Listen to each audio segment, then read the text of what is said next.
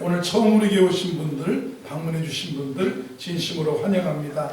예배 후 담임 목사 면담과 기도 받으시고 돌아가시기 바랍니다. 4월 목장 모임 안내입니다. 다음 주일 2부 예배 후에 목장별로 모여서 모임을 갖습니다.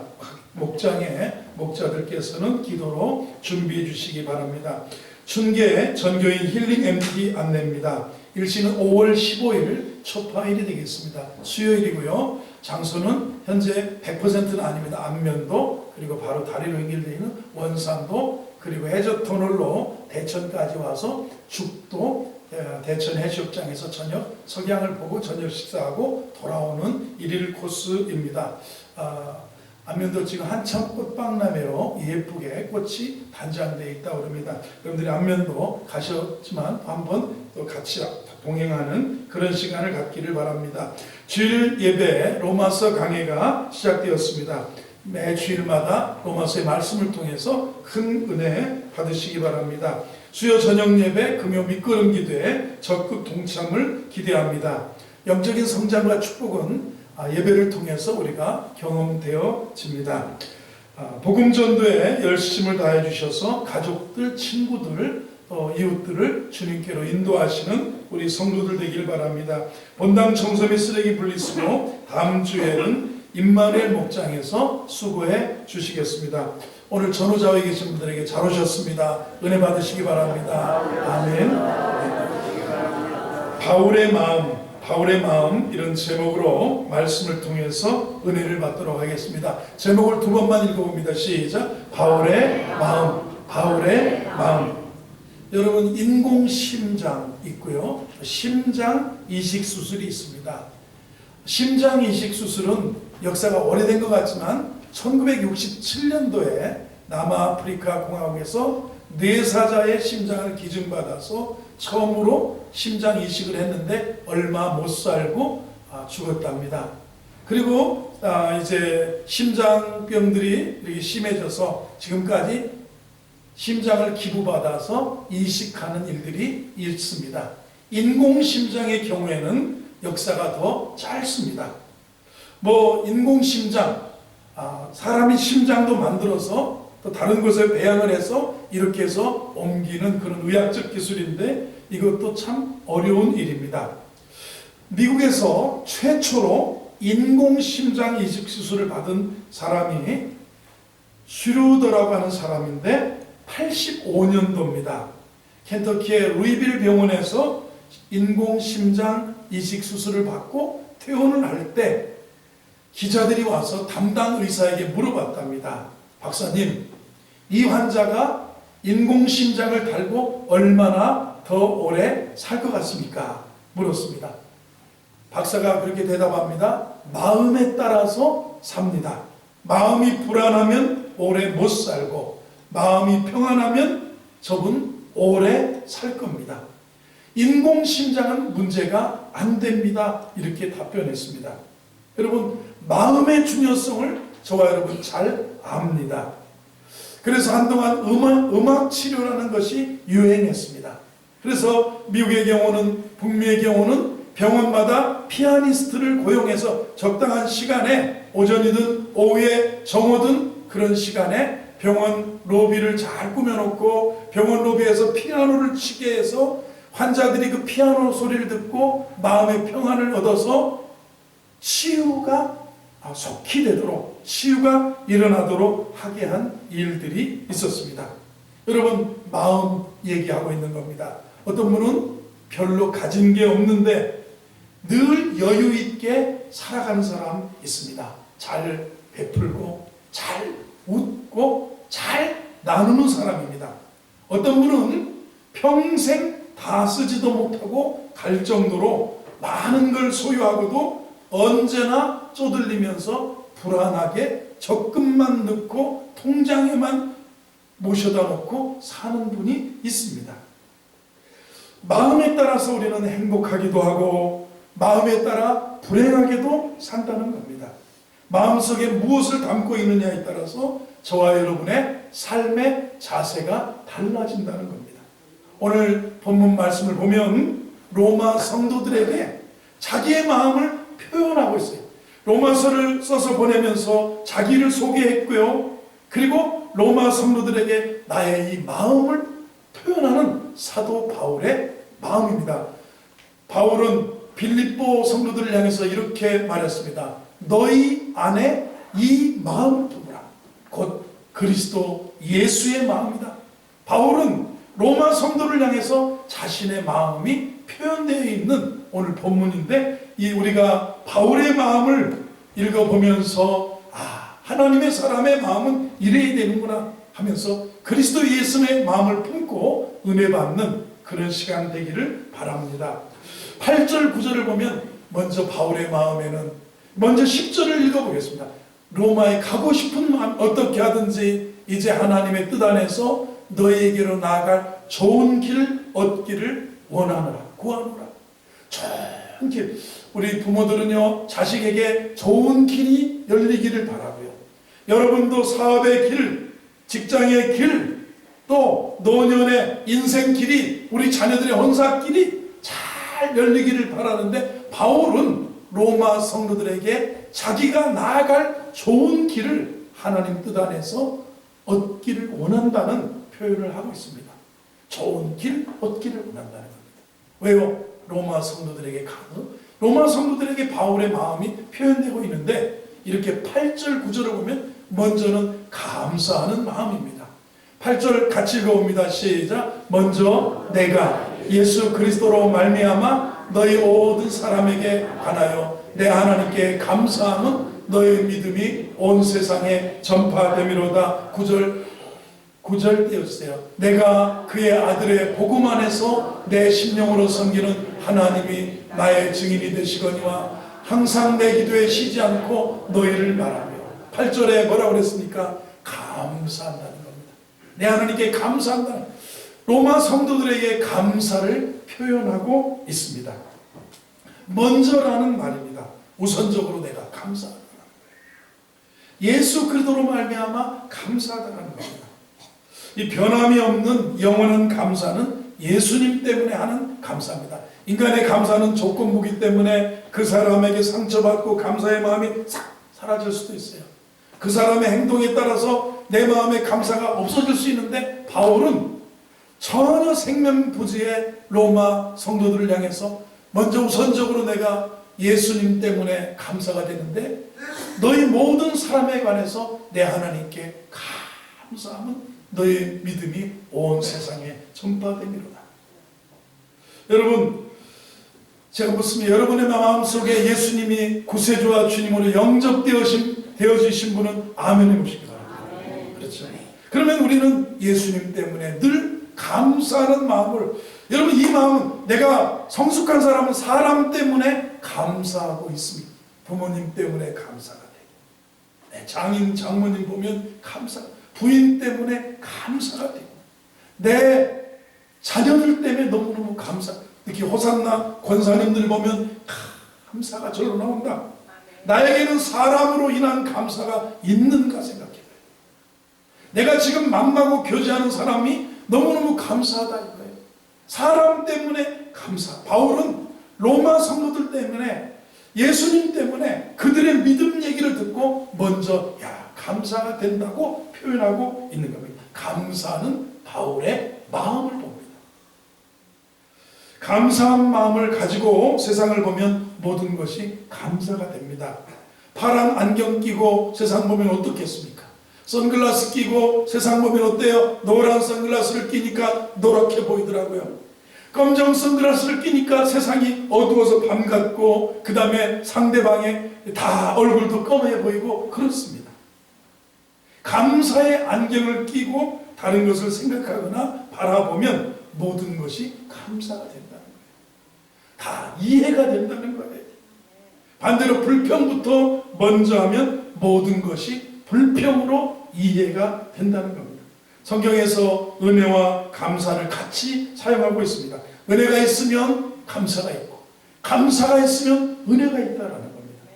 바울은 아직 로마에 가보지 않았어요. 지금 고린도에서 편지를 써서 로마서 16장 보면 자매 베베 여자 집사님에게 로마로 가는 배를 타고 갈 때, 그 배를 태울 때 이 편지를 전해서 로마 성도들에게 보내주고 지난주에 자기 자신을 소개하는 장면, 오늘은 로마 성도들을 향해서 감사하다는 거죠. 감사. 마음이 너희 안에 이 마음 품으라. 불평하는 마음이 아니고 감사하는 마음. 너희 안에 이 마음을 품으라. 곧 그리스도 예수의 마음이나 겸손의 마음이죠. 감사의 마음 품고 살아가는 저와 여러분 되기를 주의 이름으로 축원합니다. 소문에 로마에도 그리스도인이 있다는 소문을 들었어요. 그래서 그것 때문에 하나님께 감사하고 있습니다.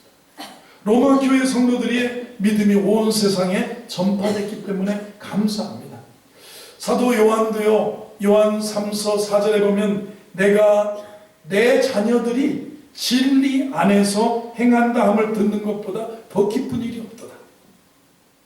믿음 안에서 살고 있다. 그 소식이 들려오는 게 기뻐. 여러분의 자녀가 부산으로 갔는데 돈 잘 번다는 소식에 막 박수치고 할렐루야 하는 게 아니라 너는 지난 주일에 예배는 드렸느냐? 너는 늘 감사하며 살고 있냐? 너는 하나님 앞에서 주님 안에서 살고 있느냐? 내가 내 자녀들이 진리 안에서 행한다함을 듣는 것보다 더 기쁜 일이 없도다. 근데 바울은 우선적으로 예수님 때문에 감사한데 내 하나님께 감사하는 이유는 너의 믿음이 온 세상에 전파됩니다. 로마 사람들이 당시 세계의 제국의 수도 심장에 있는 로마 사람들이 흩어져서 전 세계에 살다가 또 복음을 듣고 돌아와서 로마에서 교회를 세우고 저들이 믿음과 진리 안에 산다는 얘기를 듣고 감사하고 있는 거예요. 여러분에게 자녀가 있으십니까? 여러분의 제일 큰 관심사는 무엇입니까? 부모의 관심이 무엇이냐에 따라서 자녀들의 신앙이 달라집니다. 돈 잘 벌어서 적금 또박또박 넣고 있어요. 주택 청약 넣고 있어요. 적금도 넣고 있어요. 일정 부분 재테크도 잘하고 있어요. 이러면 돈 하는 것에 감사가 될 겁니다. 그런데 신앙이 중요하다. 너 그렇게 사는 것도 중요하지만 우선적으로 영혼이 잘 돼야 된다. 믿음이 제일이다. 믿음 안에 모든 것이 다 있다. 우리 아버지 어머니를 평가할 때 우리 자녀들이 정말 우리 아버지 어머니는 신앙이 우선이셨다. 이런 평가를 받을 수 있을 것 같습니까? 우리 아버지 어머니가 돌아가셨을 때 우리 아버지는 믿음의 장로님이셨다. 우리 어머니는 믿음의 권사님이셨다. 이래. 우리 아버지는 돈밖에 몰랐다. 우리 아버지는 돈 하고 사셨다. 돈이면 우리 어머니는 깜빡 죽으셨다. 이런 기억이 남으면 안 됩니다. 바울은 처음 보지도 못한 성도들에게 칭찬하는 거예요. 여러분, 나에게는 사람으로 인한 감사가 있는가 적용해요. 나에게는 상대방에 대한 칭찬과 격려와 위로가 있는가? 너의 믿음이 이 믿음에 대해서, 로마 성도의 믿음에 대해서 칭찬과 격려와 위로가 있어요. 나에게는 칭찬이 있는가? 나에게는 위로가 있는가? 나에게는 격려가 있는가? 나에게는 사람에 대한 감사가 있는가? 나는 여기 몇 절입니까? 그러면서 9절을 뭐라고 바울은 또 우리에게 표현합니다. 바울은 내가 그의 아들의 복음 안에서 내 심령으로 섬기는 하나님이 나의 증인이 되시거니와 항상 내 기도에 쉬지 않고 너희를 말하라. 여러분, 나에게는 중보 기도가 있는가? 나에게는 자식을 향한 기도가 있는가? 나에게는 남편과 아내를 향한 성도를 향한 기도가 있는가? 바울은 이 마음을 로마 성도들에게 보여주고 있어요. 뜬금없이 다메섹 도상에서 변화받았다고 가말리엘 미나에서 공부 많이 했던 사람이 성경책을 여러 번 썼다고 하는 사람이 편지를 쓴 게 아니고 자기를 소개하고 내 마음을 표현해 주는 거예요. 나에게는 이 마음이 있다. 감사의 마음이라는 거예요. 우리 성도들에게 감사의 마음이 넘치기를 주의 이름으로 축원합니다. 사람으로 인한 감사, 성숙한 것. 나에게 사람으로 인한 감사가 있느냐? 나에게 상대방에 대한 칭찬과 격려, 너의 믿음 때문에 내가 격려와 위로가 있는가? 나에게는 사람에 대한 기도가 있는가? 이거예요. 자식, 오늘도 밥 잘 먹고 공부 잘하고 남자친구 잘 생기고 여자친구 잘 사귀고 시집장가 잘 가서 아들 딸 잘 낳고 아파트 청약 당첨돼서 잘 먹고 자가용 사고 잘 살게 해달라. 이런 것도 기도지만 정말 기도예요. 나에게 다른 사람에 대한 기도가 있는가를 보죠. 바울의 마음을, 성도의 마음을 우리가 볼 수가 있습니다. 두 번째, 바울의 마음은 주려는 마음이다. 10절을 보세요. 10절. 즐거웁니다. 시작. 어떻게 하든지 이제 하나님의 뜻 안에서 너에게로 나아갈 좋은 길 얻기를 원하노라. 11절 시작. 내가 너희 보기를 간절히 원하는 것은 어떤 신령한 은사를 너에게 나누어 주어 너희를 견고케 하려 합니다. 뭔가를 주려는 마음이에요. 바울은 어떤 신령한 은사를 줄 수 있어요. 고린도전서 12장에 보면 어떤 사람에게 믿음을, 어떤 사람에게 지식을, 어떤 사람에게 병 고치는, 어떤 사람에게 방언을 말함을, 어떤 사람에게 방언을 통역함을, 뭐 이런 고린도전서에 나오는 9가지의 성령의 은사들이 나와 있지 않습니까? 바울은 신령한 사람이었어요. 삼층천도 가본 사람이었어요. 주님을 부활의 주님을 만난 사람이, 그가 로마에 가기를 원하는 것은 11절에 가면 신령한 은사를 나누어 주어서, 내가 너희를 보기 원하는 것은 어떤 신령한 은사를 너에게 나누어 주어 너희를 견고하게 하려, 확실하게 세워주려고 한다는 거예요. 강하게 하려고 한다는 거예요. 견고하게 한다. 굳건하게 세워주고 싶어하는 마음입니다. 완전하게 해주고 싶어하는 마음입니다. 확고하게 흔들림 없이 만들어주고 싶은데 신령한 은사를 나누어 주고 싶은 마음. 여러분이 시집간 딸 집에 가는 이유가 뭘까요? 돈 뜯으러 가십니까? 딸네 집에 가서 통장 털어오려고 하는 거 아니잖아요. 시골의 어머님들이 가을에 농사지면 들깨 들기름 짜고 참깨 참기름 짜고, 뭐 봄이면 양파, 5월 6월이면 양파를 캐고 마늘을 캐서 마늘을 부쳐주고, 시골 딸 집에 가는 이유는 주려는 마음이에요. 명절에 자녀들이 부모를 찾는 이유는 부모에게 용돈 주려는, 명절 때 보세요. 왜 갑니까? 양손에 갈비를 들고, 양손에 과일을 들고, 양손에 정관장을 들고 가잖아요. 주려는 마음. 주려는 마음. 뜯으려는 마음이 아니고 얻어먹으려는 마음이, 이 주려는 너희 안에 이 마음을 품으라. 곧 그리스도 예수의 마음이다. 주려는 마음입니다. 신령한 은사를 나누어주고 싶어하는 마음이에요. 바울이 언제나 하나님의 뜻을 앞세웁니다. 이 10절을 보세요. 10절을 보면 어떻게 하든지 이제 하나님의 뜻 안에서 너에게 나갈 좋은 길 얻기를. 바울이 언제 로마에 가냐면요, 저 고린도에서 배 타고 간 게 아니라 사실 선교여행을 하다가 3차 선교여행을 하다가 예루살렘에 갔다가 모함을 받고 누명을 쓰고 죄인의 신분에 잡혀가지고 재판을 받다가 가이사에게, 황제에게 재판받겠다고 호소를 하면서 죄인의 신분으로, 백부장에 의해서 로마의 죄인의 신분으로 호송되어서 로마로 갑니다.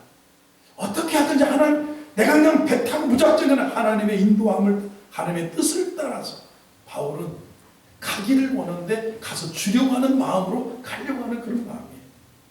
자기 의지대로 로마에 갈 수 있었어요. 로마의 시민권자입니다. 그런데 하나님의 뜻 안에서 너에게로 나아갈 좋은 길 얻기를. 한번 따라하세요. 좋은 길 얻기를 원합니다. 옆에 계신 좋은 길 얻기를 원합니다. 축복해 보세요. 좋은 길 얻기를 원합니다. 그런데 문제는 하나님의 뜻 안에서 좋은 길 얻기를 원해야지. 이 겸손함과 이 신앙을 우리가 배워야 됩니다. 하나님의 뜻은, 로마로 언제 갔습니까? 죄수의 신분으로 이렇게 가고, 유라굴로의 광풍도 만나고, 지중해 한복판에서 풍랑을 만나면서 간신히 로마에 가서 또 거기서 복음 전하다가 나중에 박해 때 참수를 당하는 사도 바울의 모습을 우리 사도행전에서 보았습니다. 우리는 인생을 살면서요, 하나님의 뜻 안에서 너에게 나아갈 좋은 길 얻기를 원하는 그 바울의 주려는 그 마음인데, 이 야고보 사도도 이렇게 당시의 성도들을 깨우쳤습니다. 야고보 4장에서 들으라, 너희 중에 말하기를 오늘이나 내일이나 우리가 어떤 도시에 가서 거기서 1년을 머물며 장사하여 이익을 보리라 하는 자들아, 내일 일을 너희가 알지 못하는도다. 너희 생명이 무엇이냐? 너희는 잠깐 보이다가 없어지는 안개니라. 너희가 도리어 말하기를 주의 뜻이면 우리가 살기도 하고 이것이나 저것이나 하리라 할 것이거늘 이제도 너희가 허탄한 자랑을 하니 이러한 자랑은 다 악한 것이라. 기도를 많이 했던 낙타무릎의 사도 야고보가 성도들이 하는 소리를 들어보니까 야, 나는 중국 가가지고 장사해서 돈을 많이 벌려네. 아니야, 나는 일본 시코쿠 가서 우동학교에 나와가지고 우동을 배우고 초밥을 배워서 한국 가서 우동집 내가지고 돈을 많이 벌려고 하네. 들으라, 너희들이 이것이나 저것이나 가서 돈을 많이 벌고 장사해서 이익을 남기려고 한다고 얘기를 들었는데 그런 허탄한 자랑이라. 우리가 주의 뜻이면 이것이나 저것이나 해야 된다고 말해야 되는데 어떻게 허탄한 그런 생각만 하느냐. 바울은 너희에게 나아갈 좋은 길 얻기를 원한다. 내가 너희를 보기를 간절히 원하는 것은 이게 하나님의 뜻 안에서 너에게 나갈 이 하나님의 뜻 안에서 나가요. 여러분, 주의 뜻 안에서 인생의 좋은 길들이 열리기를 바랍니다. 그리고 바울은 가서 신뢰하는 자를 나눠서 이들이 구원 못 받은 게 아니라 견고하게 11절에 그러잖아요. 11절에 내가 너희를 간절히 원하는 것은 어떤 신뢰하는 자를 너에게 나누어 주어 너희를 견고하게 확고하게 든든하게 세워주려고 한다. 주려는 마음. 한번 하세요. 주려는 마음. 은혜로 환영받을 분들이고 사랑받을 분이고 마땅히 우리 그리스도 예수의 사람은 이러한 마음을 가지고 사셔야 된다는 겁니다. 신령하는 사를 나눠주고 싶다는 거예요. 은혜는 하나님이 부어주시는 것인데 그 마음이에요. 얼마나 겸손하고 아름답습니까? 세 번째, 바울은 이 마음을 표현합니다. 14절 15절을 보겠습니다. 헬라인이나 야만인이나 지혜 있는 자나 어리석은 자에게 다 내가 빚진 자라. 15절, 그러므로 나는 할 수 있는 대로 로마에 있는 너희에게도 복음 전하기를. 빚진 자의 마음이 바울이 나는 빚진 자다. 어떤 의무감에 어떤 확고한 해야 된다는 그런 마음이 어떤 일을 할 의무나 필연성에 묶여 있다. 여러분, 나는 빚진 자다. 내가 빚진 자다. 헬라인이나 야만인이나 로마인이나 누구이든지 나는 빚진 자다. 그런 마음이에요. 빚져복을 사셔오셨습니까? 복음 전파에 대한 강한 열정을 우리가 여기서 볼 수 있어야 되는 겁니다. 15절에 보면 나는 할 수 있는 대로 로마인들에게도 복음 전하기를 원하는데 이 마음이 빚진 자의 마음이라는 거예요. 14절을 보세요. 헬라인이나 야만인이나 지혜 있는 자나 어리석은 자에게 다 이 복음 전하는 일에는 의무감이 있고 필연성에 매여서 내가 빚진 자 마음. 여기까지 요즘 누가 복음을 듣느냐, 요즘 누가 예수 믿으려고 하느냐 아니라 빚진 자의 마음을 꼭 전해주고 싶은 그런 마음을 갖는 그 바울의 마음을 볼 수가 있습니다. 당시에는 이 빚에 대한 개념이 있었는데 빚을 갚기 전까지는 자유인이 아닙니다. 우리가 주의 일을 하면서 전도하면서 교회 섬기면서 우리의 마음이 항상 이 빚진 자의 마음의 자세가 중요하다고 생각합니다. 헌금할 때에도 내 것 가지고 한다. 하나님의 것을 하나님께 구별하여 주의 일을 위해서 드려요. 내가 꼭 드리고 싶고 꼭 해야 될 것 같고 이런 마음으로 드리는 게 빚진 자의 마음이에요. 우리가 정말 하나님의 것을 드립니다. 빚진 자의 자세죠. 그 중세에 아시시에 성 프란시스코가 있었습니다. 성자로 인정받을 때입니다. 제자 중에 한 사람이 어느 날 기도하다가 환상을 봤습니다. 하늘나라의 그 천국의 보좌를 본 거예요. 주님의 높은 보좌가 하늘나라에 펼쳐져 있었습니다. 그런데 주님의 보좌 옆에 하나님의 삼위일체 하나님의 보좌 옆에 보좌 자리가 하나 비어 있더라는 거예요. 그래서 이 자리는 누가 앉는 자리일까? 대단한 하나님의 사람이 앉겠지 하고 이제 잠에서 깨어났습니다. 아마 자기가 성 프란시스 자기의 스승의 자리일 거야 하고 잠에서 깨어나서 자기 스승에게 물어봤답니다. 선생님은 자신을 어떻게 보십니까? 이렇게 물어더라고요. 야, 나는 악한 사람이다 이러더라는 거예요. 제자가 거짓말하지 마세요. 선생님은 세상이 알아주는 성자이십니다. 그렇게 반문하니까 아니야. 네가 몰라서 그래. 저 강도에게 하나님이 내게 주셨던 은혜를 주시면 아마 저 강도는 나보다 더 훨씬 성숙한 성자의 모습을 가지고 살 거야. 더 위대한 성자가 됐을 거야. 자신의 그 처지가 은혜라는 것을 고백하는 겁니다. 내 처지가 하나님의 은혜를 고백합니다. 이 겸손한 신앙. 여러분, 우리가 은혜로 구원받았고요, 은혜로 지금까지 잘 살고 있습니다. 그런 의미에서 나는 은혜의 빚진 자다. 나는 은혜야, 은혜. 이거 은혜, 모든 것이 은혜야. 어떻게 그 빚진 은혜를 갚을 수 있을까? 사람에게 갚아야 되고요, 교회에 우리의 사랑을, 교회의 사역에 갚아야 되고요, 그리스도께서 사랑하셨던 그 사람을 사랑하고 주님이 피 흘려 사신 교회를 위해서 섬기고 사랑하는 것이 빚진 자의 그런 의무를 다하는 것이다. 영광은 하나님이 받으시고 수고는 내가 하는 거예요. 이게 빚진 자의 아름다운 덕이라는 것입니다. 빚진 자가 무슨 권리를 주장하는 거 보셨습니까? 마땅히 하여야 할 일을 한 것뿐이라는 겁니다. 바울은 다메섹 도상에서 부름을 받고 빛을 둘러싸이고 음성을 듣고 누구십니까? 나는 내가 핍박하는 예수다. 부활하신 예수님, 살아계신 예수님을 만난 다음에 변화되고 전 세계를 다니면서 복음을 전했던 사람입니다. 전도자로 마지막까지 순교하면서 빚진 자의 자세로 삶을 살았던 바울의 마음을 우리가 보잖아요. 독일에서 재무장관까지 지낸 분이 있습니다. 바텐이라고 하는 분이 있습니다. 독일 사람들에게 존경받는 지도자라고 합니다. 성공하게 되고 존경받는 사람이 된 계기가 있었다고 합니다. 젊은 시절 정치할 때 뭐라고 할까요? 집권 세력에서 밀려났습니다. 그리고 무일푼 신세가 되어서 고생하게 됐다고 합니다. 어느 날 시골을 여행하던 중에 여관에 들려서 이렇게 짐을 놓고 풀고 아침에 일어나서 이제 다시 다른 여정으로 출발을 하려고 보니까 여관에서 구두를 도난당했습니다. 구두를 잃어버렸어요. 그래서 여관 주인에게 가서 똑똑한 정치인이니까 정치인의 논리로 따져 묻고 변상을 요구했습니다. 이 바텐이라는 사람이에요. 그런데 이 주인이 설득합니다. 오늘 주일이니까 읍내에 있는 예배당에 가서 자고 예배 드리고 예배 끝나면 그 구두가게가 문을 여니까 내가 구두를 사드리겠습니다. 오늘 허름한 내 신발을 신고 같이 가십시다 그랬어요. 그래서 그러리라고 하고 주일날 그 주인하고 주일 예배에 갔습니다. 예배당에 들어가는데 휠체어에, 허름한 휠체어에 앉아서 예배를 드리는 사람이 있었습니다. 너무 얼굴이 밝고 웃고 환하게 예배 드리는 거예요.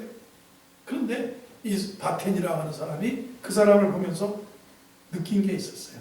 저 사람은 신발을 신는 다리가 없어도 저렇게 기쁨으로 사는데 나는 어찌 이 신발 때문에 오늘 아침에 화를 다 내고 내 정치적인 그런 신세를 한탄하면서 내가 살았는가 하면서 그날 예배 시간에 회개했다는 겁니다. 그리고 감사하는 마음으로 살기로 결심했다는 거예요. 그래서 후에 정치적 입지를 다져서 독일의 재무장관이 되고 국민에게 존경받는 정치가 한 사람으로 됐다는 겁니다. 여러분, 오늘 바울의 마음 보셨습니까? 감사하는 마음으로 가득 차 있습니다. 여러분, 나에게는 사람으로 인한 감사가 있습니까? 나는 상대방에 대한 칭찬과 격려가 있습니까? 나는 사람을 향한 기도가 있습니까? 나는 주려는 마음이 있습니까?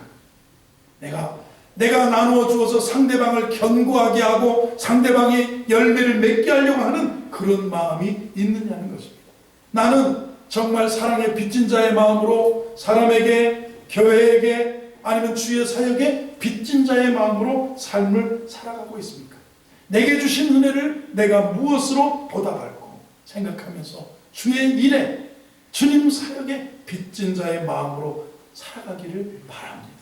이것이 이 마음을, 너희 안에 이 마음을 품으라, 곧 그리스도 예수의 마음. 그는 근본 하나님과 본체지나 동등됨을 취할 것으로 여기지 않고 자기를 비워 종의 형체를 가져 죽기까지 복종하셨으니 그 우리 주 예수 그리스도이시라는 것. 이 은혜가 우리 성도들의 마음속에 가득하기를 주의 이름으로 축원합니다.